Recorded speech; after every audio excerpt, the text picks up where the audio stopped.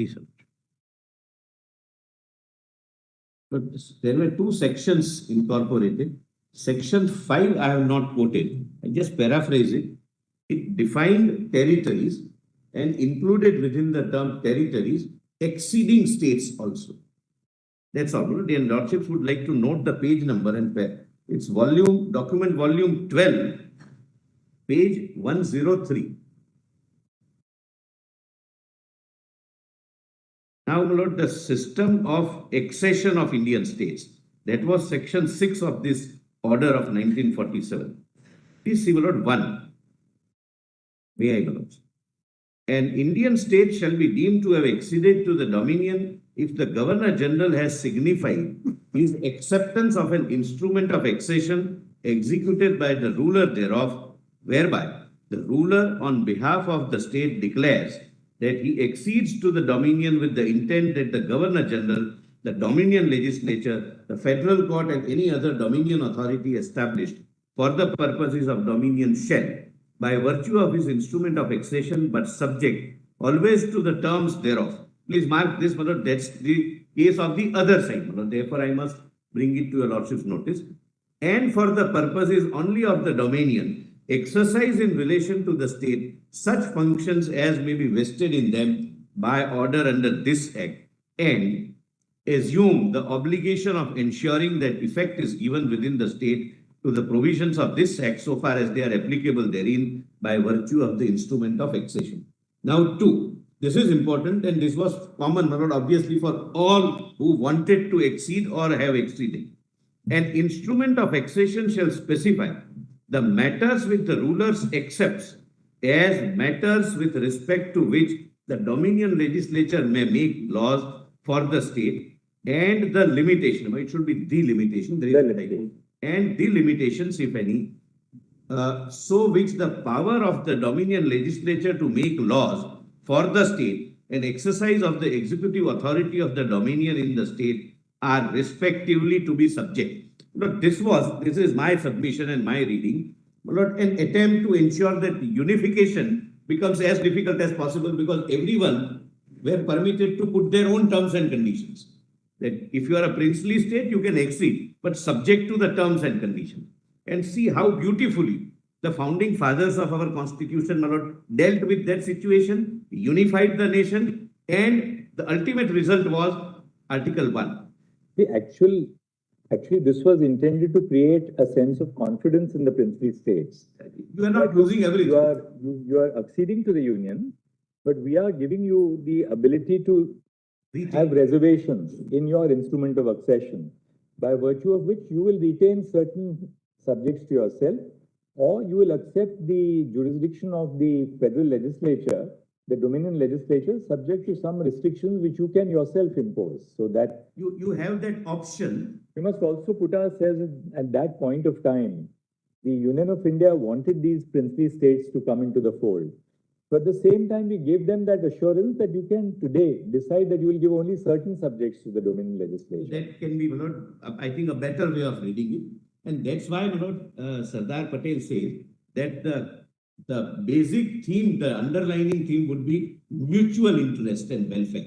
Just as an aside, these instruments of accession, the draft, was there a model draft? Yes, that is coming. That was prepared by the Department of States, or who prepared that draft? That is next day. Right. That is next day. And that was common for all. Not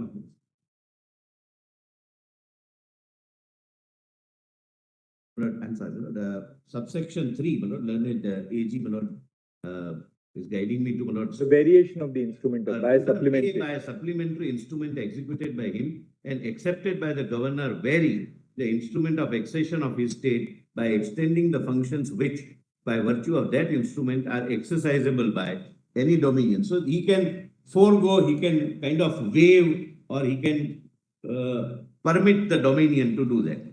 Then Lord Mountbatten, speaking to the Chamber of Princes as Crown Representative on 25th July, negotiating committee constituted of 10 rulers and 12 ministers of princely states. This apparatus had in fact been decided upon after heated political debate. Full statement at so and so. I am not reading it, but Note, in this process, a model draft of instrument of accession was made. This draft is signed by all princely states of Jammu, and Jammu and Kashmir has not signed any instrument of accession, either special or having any different version at this stage. Now, my lord, India attained independence. So, your lordship would like to see the draft, my lord? That would be. No, that's okay. That's all right. It's not. We need not break the flow. Page 23. After 15th August 1947, after independence, Lord Ismay, on the recommendation of Lord Mountbatten, went to Maharaja of Kashmir to persuade him to choose one of the dominions. Then 27th September 47, Nehru wrote to Sardar Patel claiming that the Pakistani strategy is to infiltrate Kashmir now and to take some big action as soon as Kashmir is more or less isolated because of coming winter. Nehru had anticipated. And these words proved to be prophetic. This, in fact, happened, and as it is pointed out subsequently. Then Pakistan continued hit and run border raids in Kashmir. Then 2nd October 47, Sardar Patel writes to Hari Singh, stating that Sheikh Abdullah will be coming to Delhi shortly, and we shall endeavor to reach a sensible solution to the difficulties you have from that quarter. So that is, the quarter means the Sheikh. That you have some problem which are flagged by Sheikh Abdullah ji, so we will sort it out. Then your lordships would find 15/10/1947, Meherchand Mahajan, Lord, he was the Prime Minister of the then Kashmir, and Lord, incidentally, Lord, he became a judge of federal court, and Lord, eventually Lord, sat in this court as a Chief Justice of India. Complained to the British Prime Minister that government of Pakistan had broken the standstill agreement, which was between Kashmir and Pakistan. And the whole of state border from Gurdaspur to Gilgit was threatened with invasion, which had already begun in Punch. Then government of Jammu and Kashmir sent a protest letter to the Governor General and the Prime Minister of Pakistan against breaches of the standstill agreement and the continuous raids. Then, my lord, your lordships can skip this. In the autobiography of Justice Mahajan, Lord, this incident is narrated that when he was traveling along with Maharaja of Kashmir, how his life and the life of the king was saved, my lord, by a sheer coincidence of an intuition of the king that instead of this guest house, we may better stay in some other guest house. So that's all, my lord. Then your lordships may kindly see 22nd October 1947. All-out invasion of Jammu and Kashmir started, consisting allegedly of local tribesmen. The other side also, my lord, repeatedly said that there were tribe leaders who were conducting raids. I'll point out the contemporaneous letter written by the king to the government of India. And my lord, Sri V.P. Menon. The raiders destroyed the Uri Bridge and captured Mahura powerhouse, which supplied electricity to Srinagar, which plunged Srinagar into darkness. It was announced that they would reach Srinagar within 2 days. Then 24th October 47, Government of India received a request for help from Maharaja. Then 25th of October 47, the meeting of Defence Committee was held, presided over by Lord Mountbatten, wherein it was decided that the Home Secretary V.P. Menon should fly to Srinagar immediately to study the situation on ground and report the same to the Government of India. V.P. Menon landed in Srinagar and found the entire city, into inverted comma, I quote, oppressed by the stillness as the graveyard all around, unquote. Sri Menon met the PM of Jammu and Kashmir, Sri Meherchand Mahajan, who appraised Sri Menon to the perilous situation and pleaded the Government of India to come to the rescue of the state. Then 26th October 47, the next morning Sri Mahajan called Sri Menon that there were rumors that raiders had reached Srinagar. Sri Menon and Sri Mahajan flew back to Delhi. Sri Menon went straight to the meeting of the Defence Committee and reported the impressions of the situation and pointed out the supreme necessity of saving Jammu and Kashmir. It was pointed out by Lord Mountbatten that till the time Jammu and Kashmir does not accede to India, it would be improper to move Indian troops, and accession would be the only basis which would rightfully give the right to Indian forces to retaliate against the invasion of Kashmir. After the meeting of the Defence Committee, Sri Menon and Sri Mahajan flew to Jammu and woke up the Maharaja and informed him of the developments that had taken place in the Defence Committee meeting. Maharaja desired to accede, reiterated his request for military help, and further informed his intention to set up an interim responsible government. Then your lordships may kindly come to this letter sent by, contemporaneous letter sent by the king to Sri Menon, that is volume 1, document volume 1, page 7. This would be relevant for your lordship's assistance.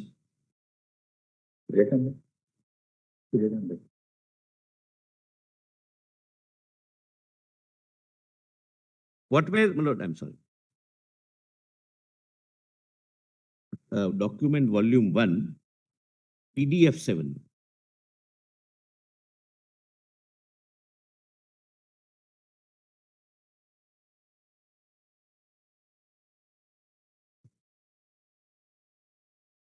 We have actually read this letter where the Maharaja says that, he had not decided whether to be independent or join the Dominion. Was the only part which was read, my lord. I would like your lordships to read, my lord, at page 8, 2 paragraphs, my lord, which were, my lord, not. Yeah, he refers to the mass infiltration and other things. So kindly see the first.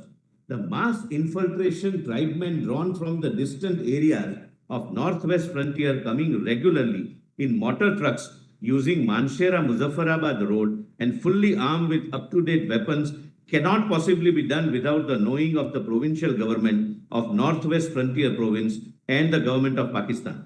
In spite of repeated requests made by my government, no attempts have been made to check these raiders or stop them from coming to my state. The Pakistan radio even put out a story that a provisional government has been set up in Kashmir. The people of my state, both the Muslims generally, have taken no part at all. With the conditions obtaining at present in my state and to great emergency of the situation as it exists, I have no option but to ask for help from the Indian Dominion. Naturally, they cannot send the help asked for by me without my state acceding to the Dominion of India. I have accordingly decided to do so, and I attach the instrument of accession for acceptance by your government. The other alternative is to leave my state and my people to freebooters. On this basis, no civilized government can exist or be maintained. The alternative I will never allow to happen as long as I am the ruler of the state and I have life to defend my country. So this letter is taken by Mr. Menon to Sardar Patel, and the Maharaja said that he had instructed his ADC that if Menon comes back, well and good. That means, everything is according to plan. Otherwise, he said, shoot me when he told his ADC to shoot him dead when he's asleep, he said. He said, if he comes back, don't wake him up. Don't wake me up. Otherwise, if he doesn't, then shoot me, because I would not like to be shot by the enemy forces. That was that's how, my lord, beautifully sent later, my lord. So long as there is a life in me, I'll defend my people. Now, my lord, I am coming back to page 26, my lord. Yes, the second, my lord, this is accepted. The instrument of accession is accepted. Then 27th October 1947. Your lordships have page 27. Yes. Second date. 27 October 47, a Herculean airlift operation of Indian troops was carried out in order to carry out the rescue operations in Jammu and Kashmir, which we continued till 2019. Now it has stopped. Possibly the only provision which is not only mentioned to be temporary, but has been understood by all subsequent parliament to be temporary, has managed to continue for 75 years. The moment Jinnah heard that India has accepted Jammu and Kashmir accession, accession and Indian troops had been airdropped into Kashmir, he gave orders to General Gracie, acting commander-in-chief in Pakistan Army. General Gracie represented his inability to issue any instruction without approval of the Supreme Commander. Field Marshal so-and-so informed Jinnah that considering the fact that Jammu and Kashmir had signed an instrument of accession, it would not be possible for British officers serving in Pakistani army to enter Jammu and Kashmir. Thereafter, Jinnah invited Nehru to Lahore to discuss the Kashmir problem. Now, how this is averted? The diplomacy at its best. Mountbatten was eager to accept the invitation and Nehru was inclined to agree with Mountbatten. However, Sardar Patel was strongly opposed to the proposition on the ground that Pakistan was the aggressor in this case and India ought not to follow the policy of appeasing the aggressor. As there was a difference of opinion between Nehru and Patel, the matter was referred to Gandhiji. Gandhiji called Nehru, Sardar Patel and Sri Menon to Birla House. During the discussion, it was found that Nehru was running a high fever and his going to Lahore was out of question. It was decided that Lord Mountbatten should go alone. V.P. Menon writes this without any value judgment, without giving his personal views or comments, as a fact as it happened. Sometimes running high fever is also an act of diplomacy. Yes, it is, and it was in this case. Yes, it was a diplomatic illness, and it was required in the interest of the country. Absolutely right.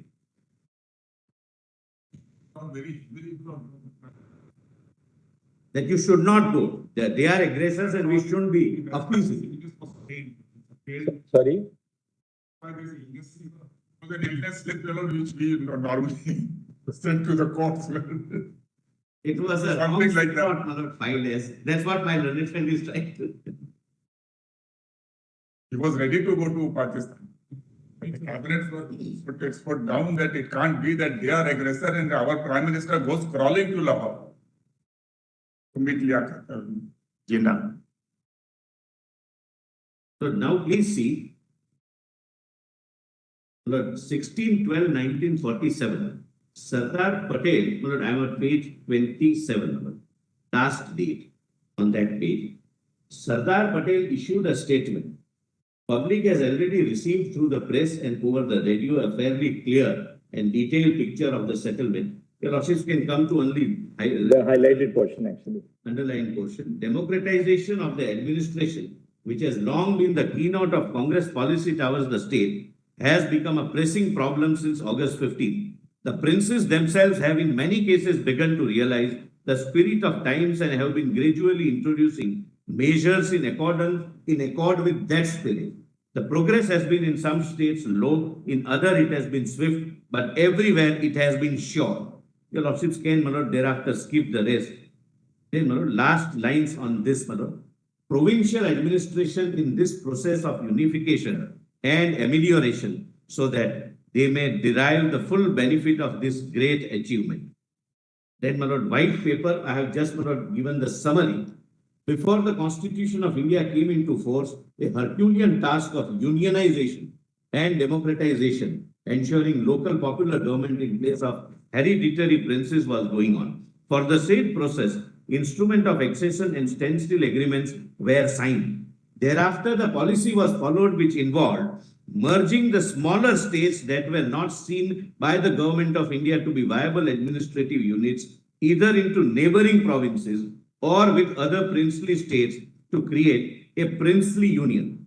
It was felt that smaller states lacked resources to sustain their economies and support their growing populations, impose tax rules and other restrictions impeding free trade, and without integration, the economies of the states would collapse and anarchy would arise if the princes were unable to provide democracy and govern properly.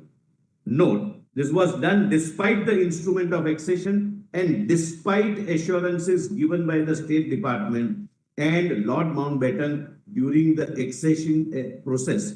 There were not promises held out, as in one of the judgments referred to, but that judgment is thereafter reconsidered. I'll come to that. That these promises after the Constitution of India comes into force have no meaning.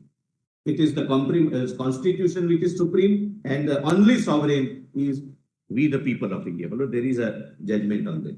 In December 47, princes from the East India Agency and Chhattisgarh Agency were summoned to an all-night meeting with Menon, where they were persuaded to sign merger agreements integrating their states into Odisha, the central provinces and Bihar. Thereafter, 66 states in Gujarat and Deccan were merged into Bombay, including large states of Kolhapur and Baroda. Other small states were merged into Madras, East Punjab, West Bengal, and United Provinces and Assam. 30 states of former Punjab Hill States Agency, which lay near the international border. Similarly, this continued to happen depending upon the geographical situation, but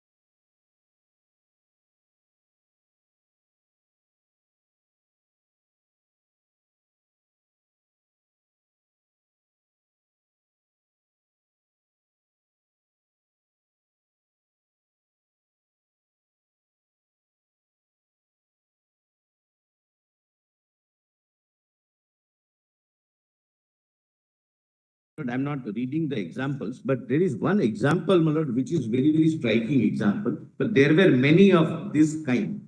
But out of 506 plus princely states, about 200 plus were only in one region of Gujarat, that is Saurashtra region. They formed United States of Kathiawar. There was a separate country which functioned for some time and thereafter merged. But they signed a treaty of accession. Kindly have a look at the treaty of accession, page 30. The revised treaty of accession, revised instrument of accession. The purpose of my showing is this. Like Jammu and Kashmir, every princely state had put their own conditions. But eventually, one of the theory of Act of State and Article 363, that all treaties, etc., get subsumed in one document, namely the Constitution of India. Please see, my lord, page 30, the highlighted part, that all subjects except matters relating to taxation. That those princely states said that taxation will be our subject, you will not touch. The Union of India, the Dominion of India will not touch taxation. Please come to, my lord, page 31. After 3, the proviso. Does my lord's get? Page 31, it is a part of the revised instrument of accession. Clause 3, proviso. My lord, Justice Surya. Yes.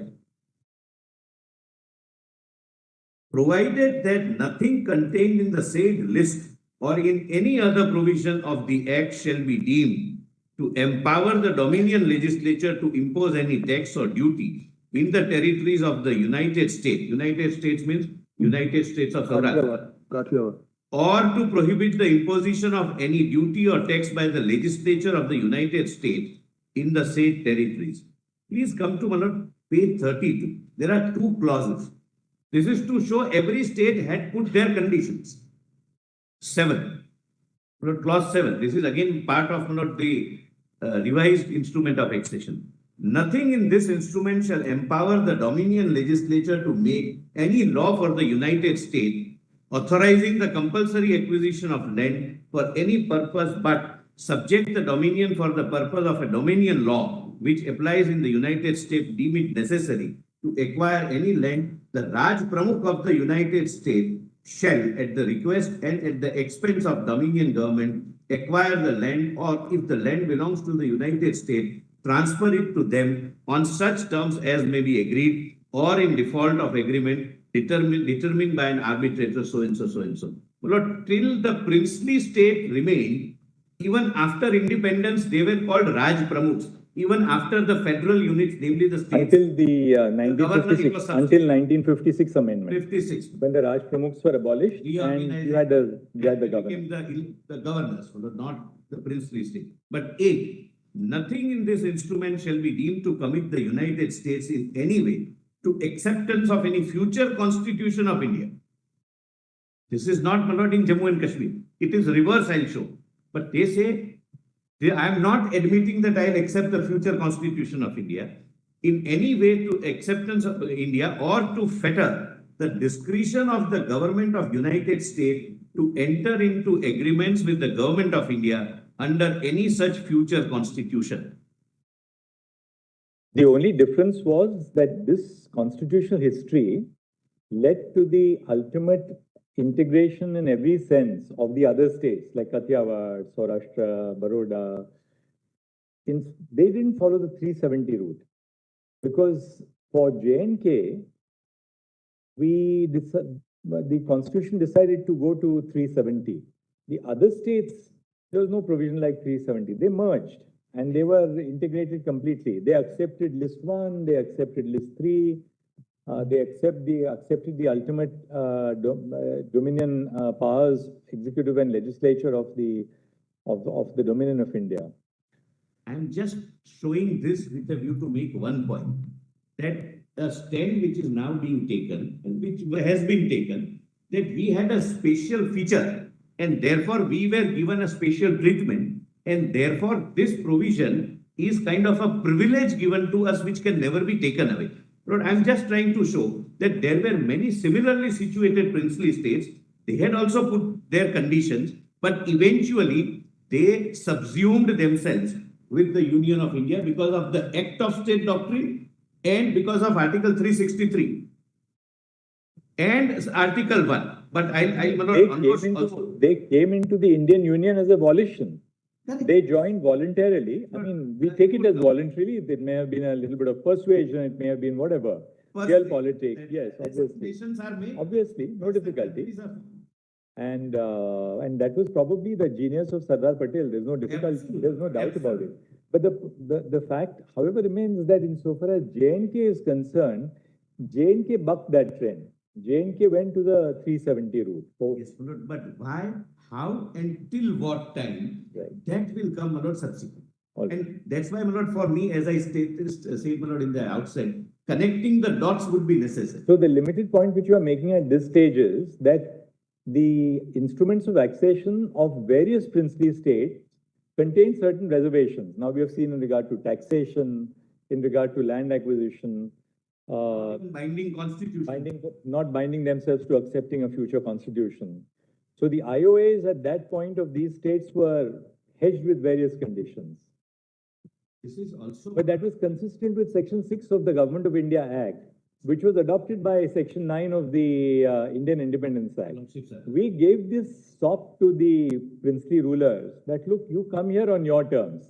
We are not telling you today to come on our terms. You agree to the Indian Union, you make reservations, and we hope that by and by you will accept full integration into the Union, which they did. Another point why I wish your lordship made aware of this development is there was an argument that instrument of merger was a necessary attribute for a complete integration. Otherwise, we had kind of an internal sovereignty. Your lordships would recall that Jammu and Kashmir never signed instrument of merger. Many states did not sign instrument of merger. From the date on which Constitution of India came into force and Article 1 came into force as an act of the state, they became integral part of Union of India. And how Jammu and Kashmir got separated, my lord, and how it was only for a temporary period, but would succinctly come, Lord, in subsequent. Interesting, Mr. Solicitor, this Department of States which existed in the Ministry of Home Affairs post 1950, after the Seventh Amendment, right, 1956. 238 was, yes. So the Department of States must have been abolished post 1956.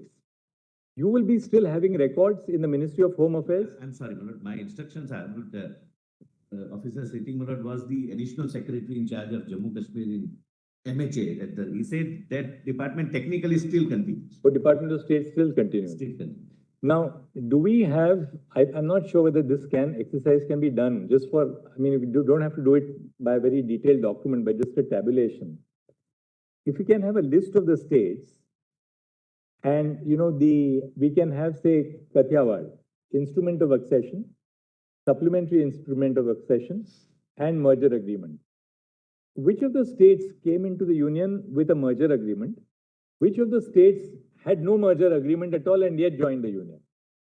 I don't know whether that now at this point of time that record will be there. If you can try and record, if you can sort of. Yes. To a large extent, white paper indicates what happened.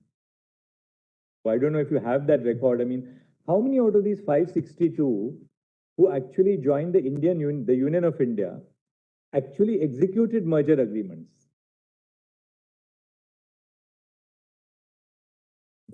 No, what happened? What I meant was, how many of these states which joined the Union of India did not execute merger agreements? That will be a smaller group probably. But possibly.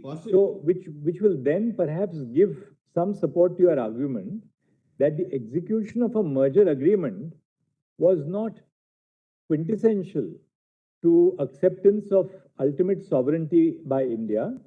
And second, many states, many princely states were subsumed with the Union of India even without a merger agreement.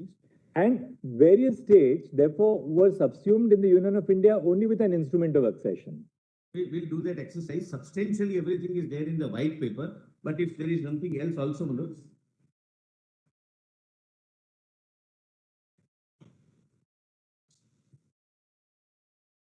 All 562 states, not India, what happened, no, there were small little principalities, small nawabs. They got They into were- larger. We were just, in fact, Brother Suryakant was giving us a little bit of backdrop about Punjab and Himachal. To integration with larger states, and then the larger one finally signed the instrument of merger. Federation. Right, but we were wondering, was it possible? Because, Mr. Sibal, what we want a little bit of just factual, I have understood, just factual clarity, that they may have, were there Indian states, we shouldn't call them princely states, because as Mr. Sibal says, some of the small Nawab, some the princes. We will have to say princely states, because Indian state would mean those which were Governors' under the provinces. sovereignty or suzerainty of British India. That's They- how it has. They were the always been governors' like. provinces. That's right. No, but we just want to know this, We will not undertake. again, to sort of repeat two things. Which were the states which accepted completely to be subsumed within the Union of India without merger agreements, and followed only the IOA course and straight came into the Union of India? No such instance, with respect. The white paper which is part of the record. White paper issued by Sardar Patel. I will not Ministry of State. formulate it. I have understood the question. Let me not. You know, Mr. Shankana, I just thought since the department, there is a, Defense list since the is Department wrong. of I have said States, this- since the Department of States exists even today, this is something, this will be, they might take a day or 2 days, but they will be able to do It it. would be, Manoj, it would be done. There is a table here, but the states which have not entered into a merger, helping your point. Actually, if you want a list of states which have What not. is the source, what is the source of your table? It's from the white paper. White paper, there are inaccuracies, I'll put it that way. So there are states which did not accept the merger and yet became a part of the Indian Union. State of Mysore, state of Mysore, state of Saurashtra pre-independence, Madhya Bharat, Patiala and East Punjab. This is, And this is part from the white paper, there is a chart. we will not, that's not, deviate from it. I have not taken the point. Your point is that there were other states, basically whether it was 2, 3, 4, 5, whatever. There were other states which did not sign the merger agreement.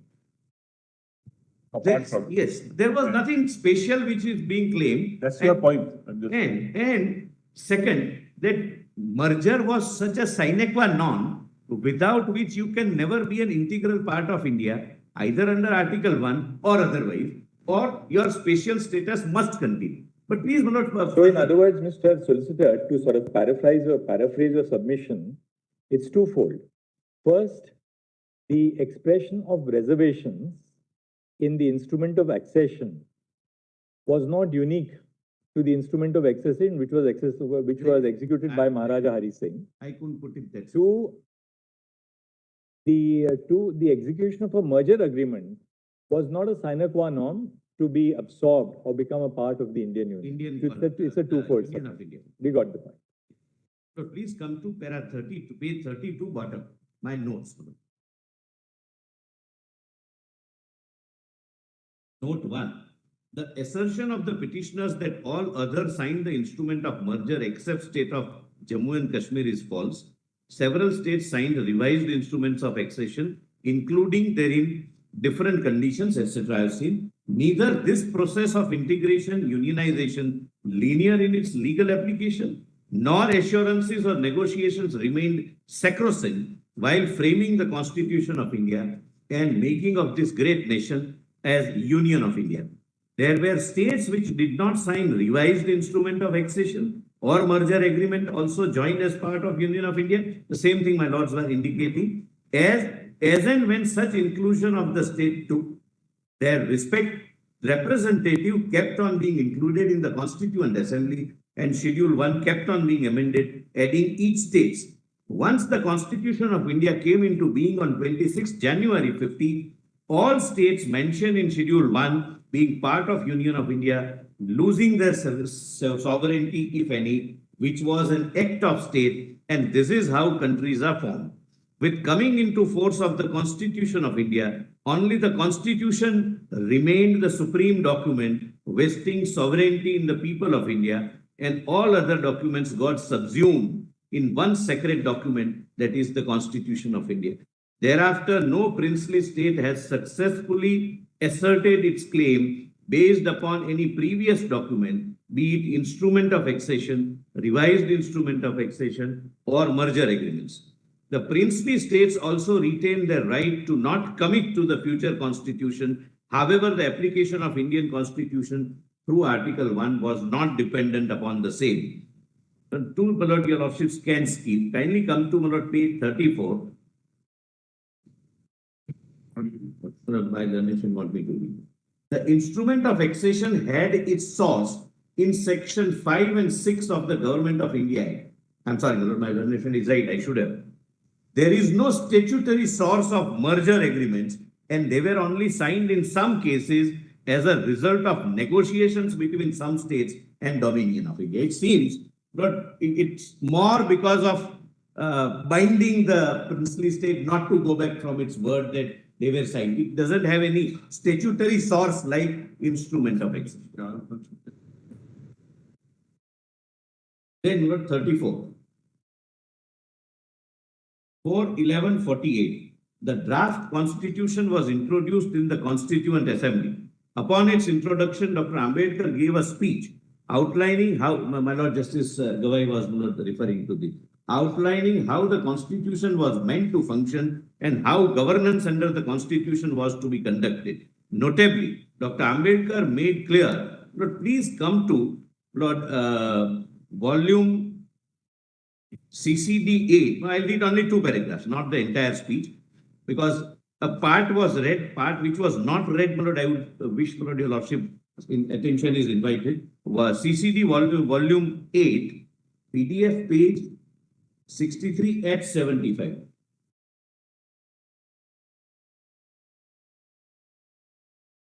Documents volume 8. Lord, document volume 8, PDF page at 75.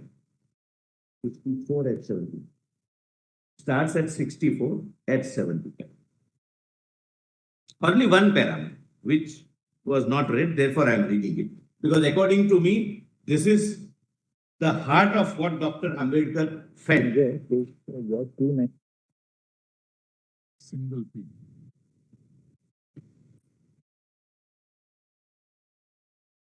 2936. 2936, yes, my Lord. Running page 2936.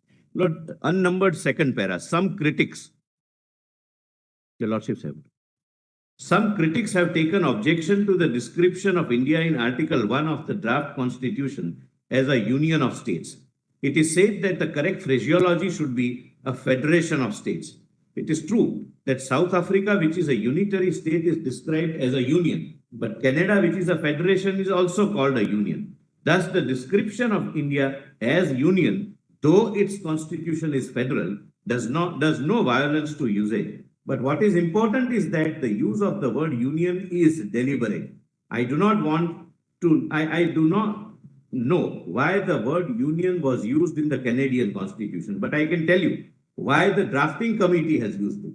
The drafting committee wanted to make it clear that though India was a federation, federation was not the result of an agreement by the states to join in a federation, and that the federation not being the result of an agreement, no state has the right to secede from it.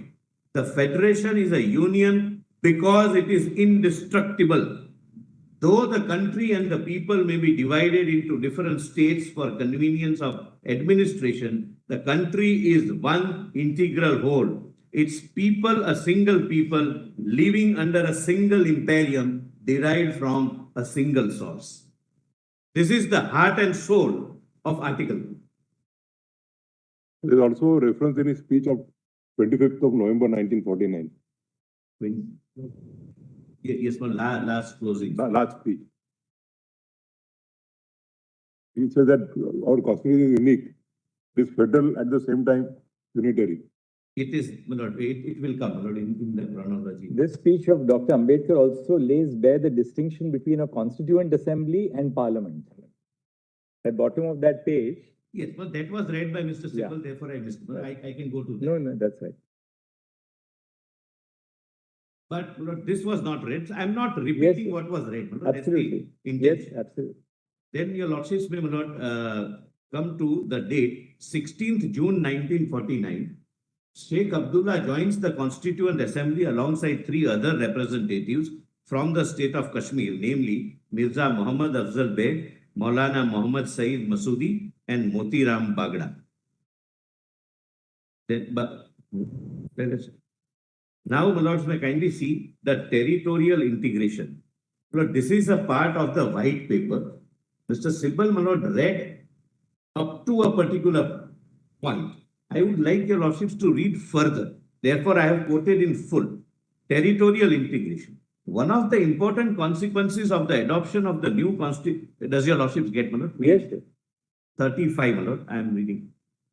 One of the important consequences of the adoption of the new constitution is completion of the process of territorial integration of the states. The states geographically contiguous to the dominion of India as they existed before the Constitution of India became operative could be divided into two main categories. One, the exceeding states, and two, the non-exceeding states. There were only two non-exceeding states, namely Hyderabad and Junagadh. The exceeding states could be subdivided into the following groups. A, states which were not affected by the process of integration and continued as separate units, i.e. Mysore and Jammu and Kashmir. This was read by the Learned Council. B, union of states. C, centrally merged states. D, provincially merged states. And E, Khasi Real Estate Federation. Please read, my lord, further. This, my lord, I think required to be read. Under the new constitution, all the constituent units, this is new constitution, Article 1, Schedule 1. Under the new constitution, all constituent units, both provinces and states, the later term includes non-exceeding states, have to be classified into three classes. That is Part A states, which correspond to the former governance provinces, directly under sovereignty or suzerainty. Part B state, which comprises the unions of states and the states of Hyderabad, Mysore, and Jammu and Kashmir. And Part C states, which correspond to the former chief commissioners' provinces, which became UT thereafter. The new constitution effects the territorial integration of states by means of twofold process. Firstly, Article 1 of the Constitution defines the territories of India to include the territories of all the states specified in the first schedule, including Part B states. This is an important departure from the scheme embodied in the Act of 1935, in that while Section 311(1) of that Act defined India to include British India together with all territories of Indian rulers, the Act did not define territories of Indian Federation. Secondly, please note this, Manoj. Secondly, with the inauguration of the new constitution, the merged states have lost all vestige of existence as separate entities. That is, Manoj, first schedule to the constitution. Manoj, thereafter, your lordships can, Manoj, skip. Your lordships may come to, Manoj, 8849. This is how, my lord, you retain your sovereignty. I have given an example that internal and external sovereignty, my lord. For example, we have a treaty. I'm sorry, my lord. I'm sorry. I missed one. July 49, my lord. Kindly see, my lord, July 49. Note by the Ministry of States regarding the Indian states, it was specifically noted that Jammu and Kashmir would be treated as a part of Indian territory. Please read only first para. This note was before the Constituent Assembly. We have checked it. The government of India have considered the matter in its various aspects and are of the opinion that in view of the present peculiar situation in respect of Jammu and Kashmir state, it is desirable that the accession of the state should be continued on the existing basis till the state could be brought to the level of other states. Idea was prevailing situation then, not instrument of accession or lack of merger, etc. The prevailing situation then. Idea was to bring it at par with other states. And the important part, a special provision has therefore to be made in respect of this state on the basis suggested above as a transitional agreement. arrangement. So this was the promise, my lord, by the Constitution Assembly to the nation, that as a transitional arrangement, we are making a provision, a departure from other states. Lord, second, my lord, 8849, your lordships can skip. No, Mr. Solicitor, Yes, sir. you may read little below that also. Yes. The Ministry of State The suggests. Ministry of State suggests Oh, that's for very consideration of the drafting committee the following approach to this question. One, Jammu and Kashmir state may be treated as part of Indian territory and shown in states specified in part 3 of Schedule 1. I'm obliged, Lord, I'm going a little faster. Go further on. Yes. A special provision may be made in the Constitution to the effect that until Parliament provides by law that all provisions of the Constitution applicable to the states specified in Part 3 will apply to this state, the power of Parliament to make laws for the state will be limited to the items specified in the schedule to the instrument of accession till Parliament makes the law governing the accession of the state to the dominion of India or to corresponding entries in list 1. Lord, this is very important. I missed it, Lord. I'm really grateful, my Lord.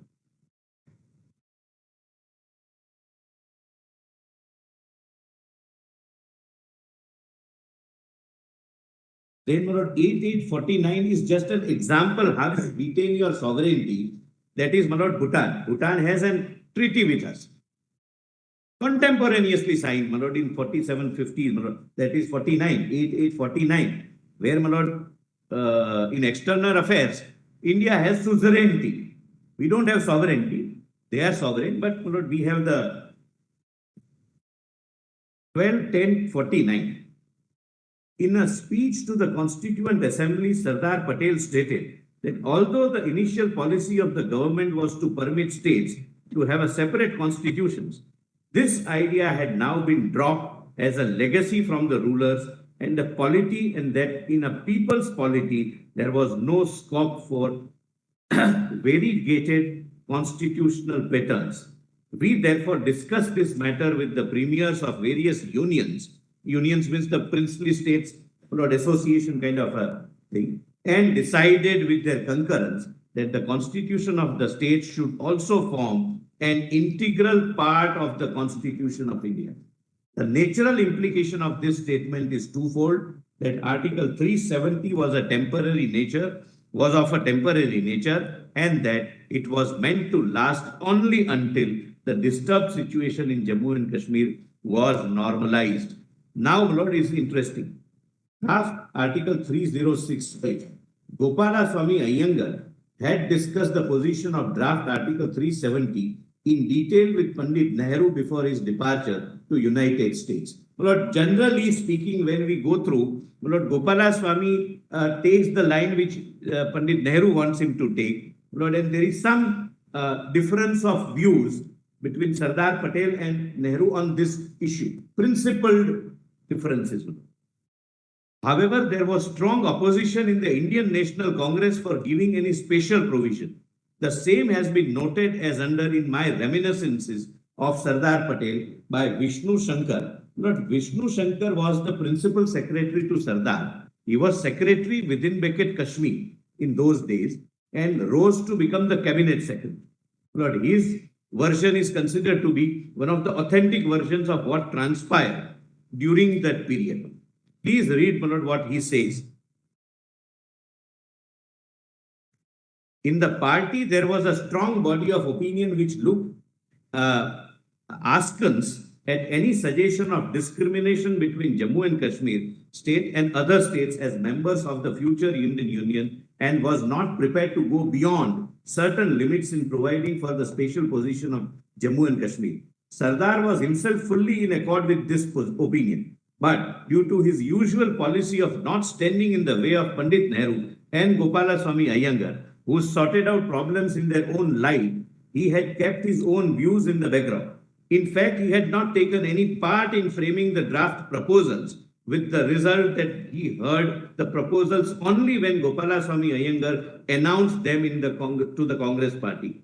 The announcement was followed by a storm of angry protest from all sides, and Gopalaswamy Iyengar found himself a lone defender with Maulana Abul Kalam Azad, an ineffective supporter. Metaphorically, the situation may be succinctly described by saying that both Gopalaswamy Iyengar and his proposal were torn to pieces by the party. Now, J&K was included in Part 3 states under Article 1, and its territories were defined as the territory which comprised of the corresponding Indian state immediately before the commencement of the Constitution. Lord, then, my Lord, I have given the list, your lordships can skip. Please come to 15-10-49. 4 seats were allocated in the Constituent Assembly to Kashmir. The debate is quoted as under. My Lord, please come to page 39, somewhere in the after the figures. The foregoing paragraphs have dealt with changes in the numerical strength of the Constituent Assembly and in its representative character. That was, however, a series of changes of a different kind in the representation accorded to the Indian states which deserve separate mention. While the Constituent Assembly was in session holding its deliberations between December 46 and November 49, many of the smaller states were merged in provinces. Many others were united to form United Union of States, and some were directly administered by the center as chief commissioners provinces. These changes necessarily called for a readjustment of representation of states from time to time. The general plan adopted was as follows. The states were merged in provinces. The Speaker of the Legislative Assembly of the province was authorized to hold elections and by-elections wherever necessary and notify the person or persons elected or nominated. 2. Where the states were united to form United Union of States like United States of Kathiawar, and in case of Hyderabad, Mysore and Jammu and Kashmir, the Raj Pramukh or the ruler of the state was entrusted with this function of selecting, not obviously not electing.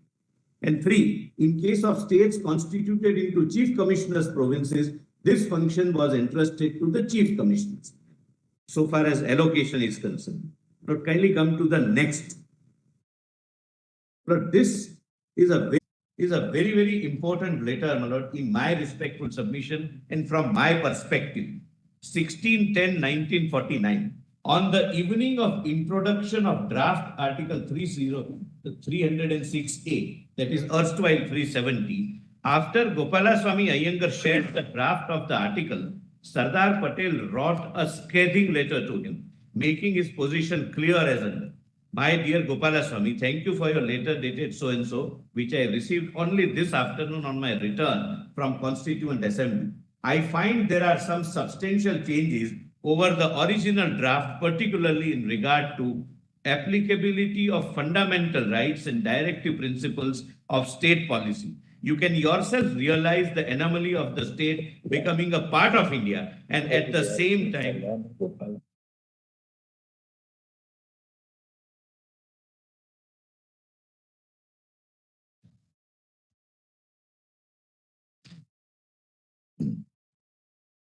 you can yourself realize the anomaly of the state becoming part of India and at the same time not recognizing any of these provisions. And I'll show till 76, Article 21 was not applicable in a truncated way. Article 19, there was a sub-article added as it applied to Jammu and Kashmir, that the reasonable restrictions would be those which will be prescribed by the legislature, meaning thereby the persons against whom citizens invoke Article 19 would decide what would be the reasonable restrictions. I'll come to that. I do not at all like any change after our party has approved of the whole arrangement in presence of Sheikh Sahib himself. Whenever Sheikh Sahib wishes to back out, he always confronts us with his duty to the people. Of course, he owes no duty to India or to the Indian government, or even on a personal basis to you and the Prime Minister who have gone all out to accommodate him. In these circumstances, any question of my approval does not arise. If you feel it is the right thing to do, you can go ahead. Clear. No ambiguity, no Then, my lord, next date. Then, my lord, Jammu and Kashmir was, my lord, received 4 representatives. Then, my lord, 7. I am on page 14. Yes, ma'am. 17-10-1949. Draft Article 306A, which is the present Article 370, was debated in the Constituent Assembly. Gopala Swami Iyengar, who was chiefly involved in the drafting of Article 370, gave a speech in which he stated that regard to the accession of the state, that, kindly see, my lord, only the highlighted part, as the House is also aware, not at page 40, as the House is also aware, instrument of accession will be a thing of the past in the new constitution. The states have been integrated with the Federal Republic in such a manner that they do not have to exceed or execute a document of accession for the purpose of becoming units of the Republic. Please mark this one. But they are mentioned in the Constitution itself, and in case of practically all states other than the state of Jammu and Kashmir, their constitutions also have been embodied in the Constitution for the whole of India.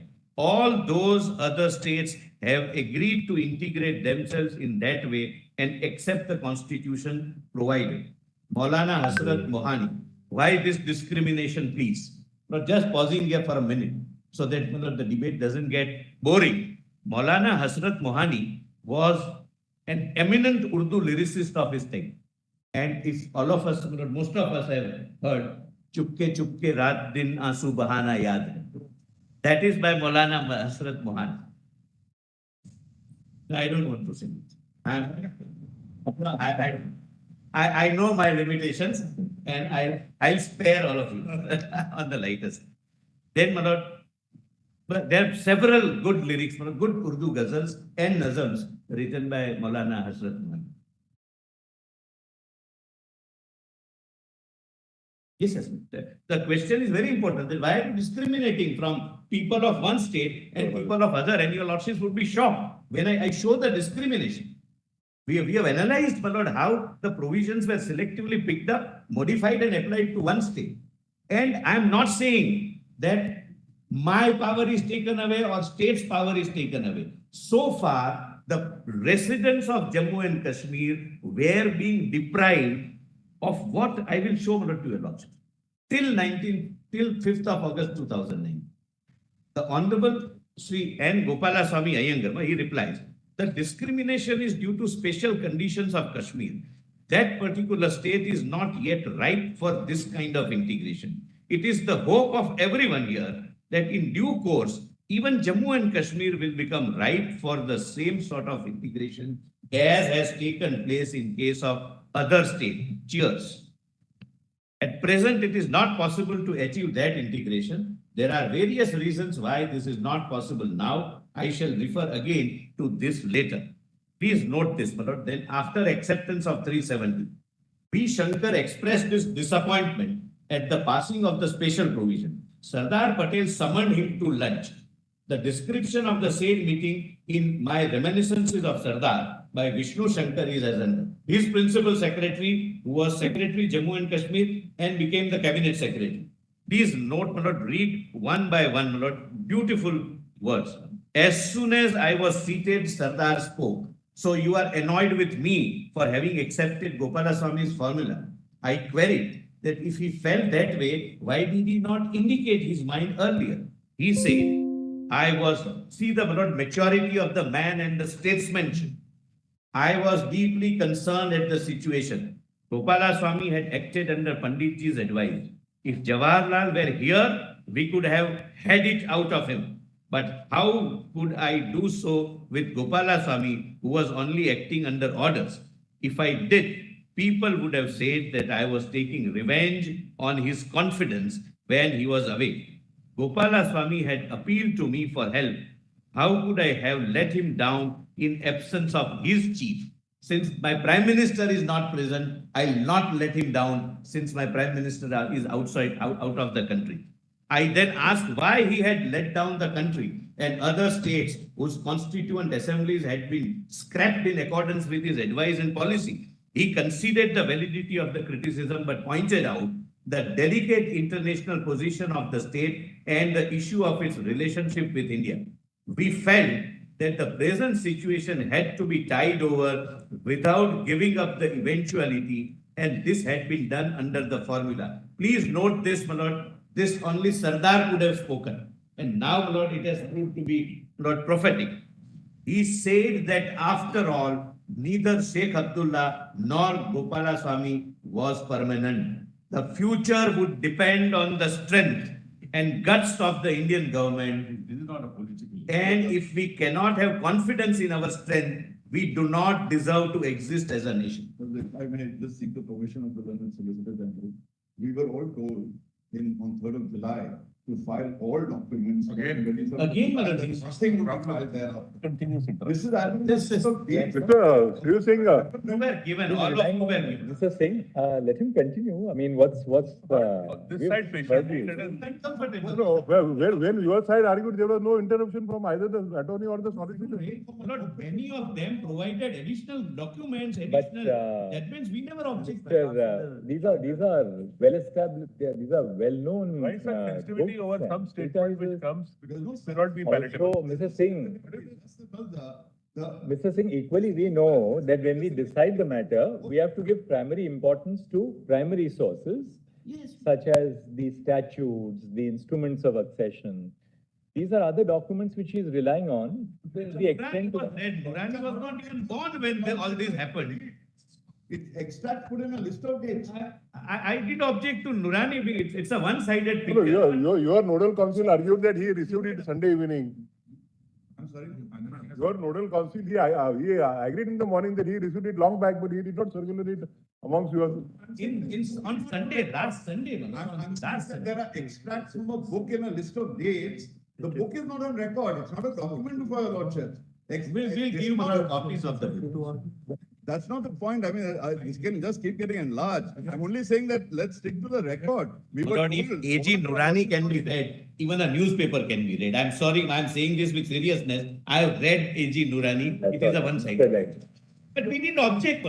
That's all right, the solicitor, you don't have to go that far. No, my lord, I'm on page 40. Mr. Singh, all that this really indicates, it's not like, conclusive evidentiary material. Yes, This is used to demonstrate that there were different points of view, different perspectives which were flowing in at that time.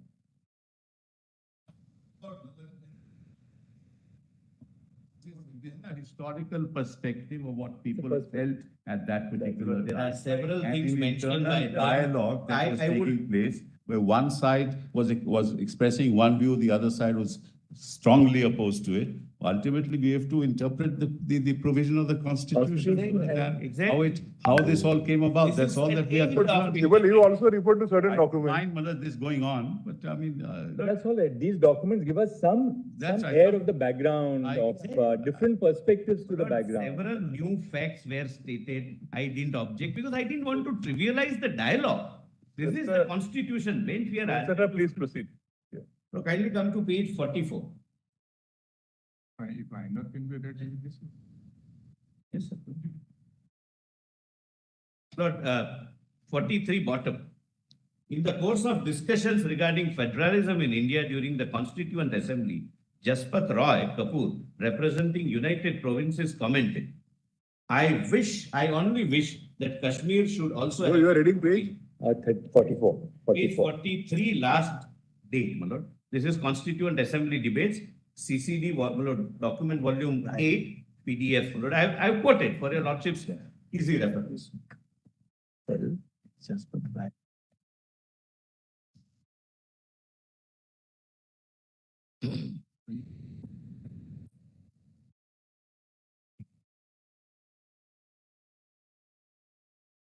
In the course of discussion regarding federalism in India during the Constituent Assembly, Jaspat Roy Kapoor, representing United Provinces, commented, I only wish that Kashmir should also have been brought in on the same level as other states, but unfortunately, much to our dissatisfaction and chagrin, if I may say so, this would not be done. This is a delicate subject, and I'll not say anything more on this. But please read this, my lord, now. This is very, very important. And in my respectful submission, the answer, my lord, lies here. What happened to Jammu and Kashmir, its sovereignty, external, internal, my lord, the difficulty is the petitioners are confusing, in my understanding, internal sovereignty with autonomy. External sovereignty, my lord, nobody can dispute that it is with the Union of India. Internal sovereignty in the facts of our case and in the constitutional structure which we have accepted would mean autonomy of the federating units. And which autonomy is there with every state? There are none. It's actually there with every institution. Every institution is autonomous. So that's not I mean, internal. we have the autonomous authority to decide a constitutional issue. Commission. But we can't say that internal sovereignty rests with us. We are an independent autonomous institution under the They are constitution. confusing the word autonomy with internal sovereignty. There is no internal sovereignty. Except that, Mr. Solicitor, to paraphrase their argument fairly, what they are saying that, look, we gave up external sovereignty, there's no doubt about it. They say that we have acceded to the Indian Union, that's irrevocable. But they said that the course of events, the adoption of 370 would indicate that while there was a giving up of external sovereignty, a modicum of internal sovereignty, which was exercised by the then Maharaja, that was not ceded to the Indian Union. That seems to be the line of the submission, Madam. And my respectful and submission. therefore they are relying on various judgments of our court to indicate Indira Nehru Gandhi versus Rajnayan, to indicate that sovereignty has an external component, it has an internal component also. Different context, but I'll assist your lordships on that. By and by, in your turn, you can explain Yes, that yes. that line of. We are really on the list of dates. You can go ahead. Yes. 25th 11/1949, Yuvraj Karan Singh issued a proclamation for the state of Jammu and Kashmir. I have given the pagination, by which he declared and directed that Constitution of India, shortly to be adopted by the Constituent Assembly of India, govern the constitutional relationship between the state and the contemplated Union of India, and shall be enforced in the state by him, his heirs and successors, in accordance with the tenor of its provisions. The said proclamation is worth quoting in full.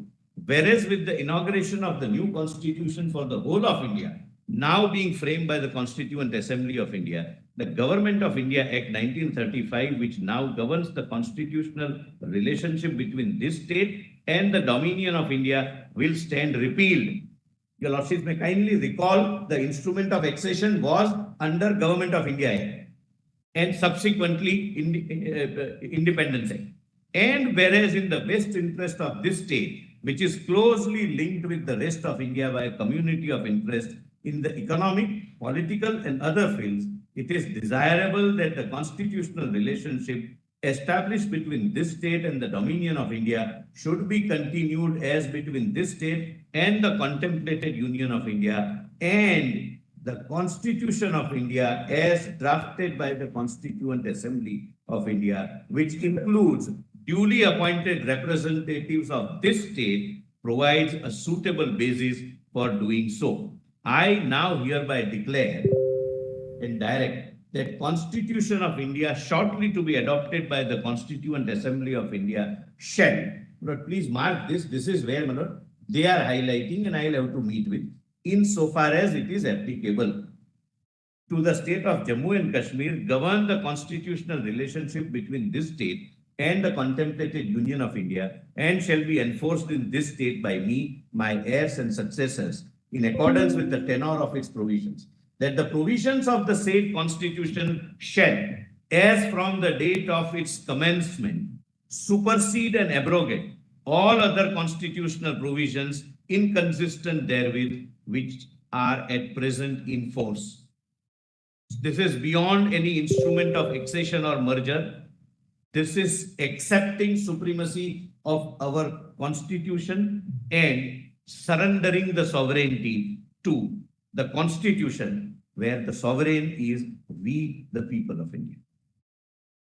No. Of course, when he made this proclamation on 25th of November 1949, this is on the same day as Dr. Ambedkar's last address to the Constituent Assembly, the famous address to the Constituent Assembly. So by this point of time, the entirety of the constitution had been formulated, Including 370. right? Including 370. And Article 1. Therefore, when he makes this proclamation, he makes this proclamation in the light of 370, which also is before him, Correct. right? There can't be any doubt about There that. cannot be any doubt. I bow down. And he is also very clear that what he is doing, at what stage and under what statute, what constitutional mechanism which is temporarily provided. The said proclamation is not only beyond the instrument of accession, your lordships can skip that, I have orally said. Two, the preamble to this proclamation shows that it was based on the conviction that the best interest of the state required that the constitutional relationship established between the state and to Dominion of India should be continued as between the state and the contemplated Union of India. And it refers to the fact that the Constituent Assembly, which had formed the Constitution of India, included the duly appointed representatives of the state, and that the state constitution provided a suitable basis to continue the constitutional relationship between the state and the contemplated Union of India. At this juncture, the Constituent Assembly of Jammu and Kashmir was not formed. However, it is important to note that the princely state, through its ruler who had the authority to surrender the sovereignty of Jammu and Kashmir to the Union of India and made it specifically enforceable in the state, including Article 1 thereof, could never have thereafter formed a Constituent Assembly for his state, which would be a plenary Constituent Assembly, which can create a document having the sanctity and sovereignty of the Constitution of a nation in which the state merged. It was merely an act providing for internal governance of the state, which was an integral part of the sovereign, that is Indian dominion. But my respectful submission is that Constituent Assembly of Jammu and Kashmir, which formed subsequently, was not a plenary Constituent Assembly the way we had our Constituent Assembly, because by that time the sovereignty had already merged. There cannot be two constitutions. There cannot, and therefore, my lord, I am saying that the sanctity of that document, which we call Constitution, is nothing more than an act of legislation, and I'll substantiate that. Lord, note 4. This furthers the point that the words Constituent Assembly in Article 370, sub-Article 3, can be read only as Legislative Assembly, even without the aid of Article 367. Apart from this, Solicitor, this will require a little clarification. Yes, yes, but This when I will come- require a little clarification. At this stage, we are not saying anything because when we talk about Article 370, including the explanation which is added, which As is, separate submissions. that will require clarification. But I'm conscious, this is not the best point where I can justify the We substitution. are not stopping you at this stage because you're going on facts. This is not the best point on which, my lord, I would be able to justify substitution of a defunct Constituent Assembly with legislature. I'm not, my lord, joining issue with it. I have other set of submissions on that. At this stage, my lord, this is the perception, my lord, which I'm presenting for your lordship's consideration. Now, my lord, kindly come to 26/11/49. The Constitution of India is adopted. For the rest, I can. So, Mr. Solicitor, what we, as apropos what fell from Brother Justice Sanjeev Khanna, we are not engaging in a dialogue with you on any of these notes right now, because we take it that you'll be arguing these aspects independently later on. I just want to draw. So right now, we'll run through the list of dates with you, Correct, so we have a broad drift of your Correct. analysis. I just want to point out But broadly. we take it that you're going to take up each one of these strands later and argue them independently. have- Then we can, so instead of asking you any of our doubts right now, we'll Correct. reserve it to when you go into the themes themselves. Right now, we can just I- run through the list of dates. What I Isn't it intend, better? Lord, assisting your lordships, the way is this, my lord. After this, my lord, I'll show how the Constitution, how 370 worked till 2018, and some of the things are really shocking. And my lord, I want your lordships, my lord, to know about, because practically, two constitutional organs, state government and the president, in consultation with each other, can amend any part of the constitution the way they want and apply it to Jammu and Kashmir. For example, I'll elaborate on this. Please mark this, the preamble of Indian Constitution was made applicable to Jammu and Kashmir by way of a constitution order under Article 371D in 1954. Thereafter, in 42nd and 44th Amendment, the word socialist and secular came to be added. That was not made applicable till 5th of August 2019. Jammu and Kashmir Constitution was not having either the term socialist or secular. And I will show the devastating effect it would have if this constitution, which according to me is nothing more than a legislature, would not have been repealed the way we have done. I'll explain the procedure which we have followed. I must satisfy your lordship's conscience. Your lordships have very rightly flagged that ends may not justify the means, but I'll justify the means also. They are constitutionally permissible means. Eventually, when you argue that this is really not a constituent assembly, but a legislative assembly in its original form, you'll have to answer how this squares up with clause 2 of Article 370, which specifically says the constituent assembly formed for the purpose of framing the constitution of that state. I know to answer. That is because there's a textual answer which may militate against your line of approach on that. Yes. Anyway, we'll discuss that later on because. Kindly come to page 47.